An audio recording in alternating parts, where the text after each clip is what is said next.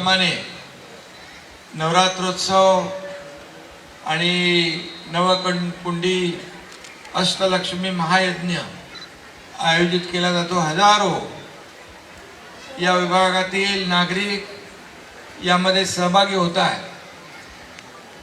गेले 16 वर्षापासून हा उत्सव या ठिकाणी आयोजित केला जातो आणि नवरात्रोत्सव म्हटलं की 9 दिवस सगळंच अगदी भक्तिमय, अगदी सगळे श्रद्धेने आपल्या अंबे मातेची पूजा करत असतात।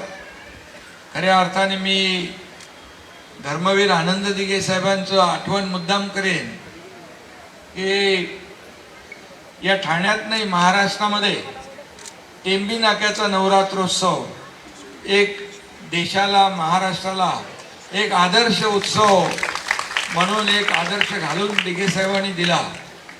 आणि म्हणून दिघे साहेबांनी जे जे उत्सव सुरू केले त्यातला सगळ्यात महत्त्वाचा म्हणजे नवरात्रोत्सव। टेंबी नाक्याच्या आपल्या देवीचा जो मुखवटा आहे तो पूर्णपणे म्हणजे देशात नाही, जगभरात कुठेही आपण गेलो तर टेंबी नाक्याच्या देवीचा मुखवटाच आपल्याला पाहायला मिळतो।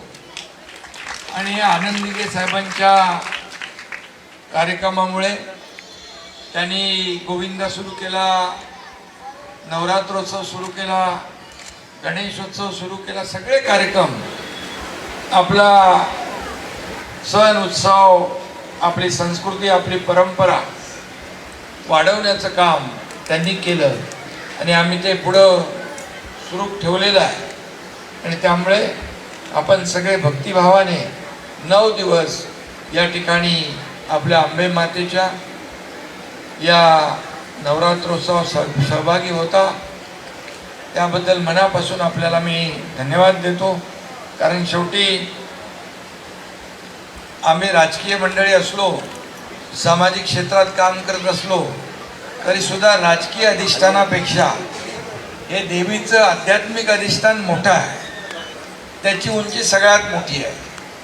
आणि म्हणूनच त्या देवीच्या कृपेने, आशीर्वादाने आपण जनसेवा प्रत्येकजण करत असतो। आणि म्हणून पुन्हा एकदा मी आजच्या या नवरात्रोत्सवानिमित्त मनापासून शुभेच्छा देतो।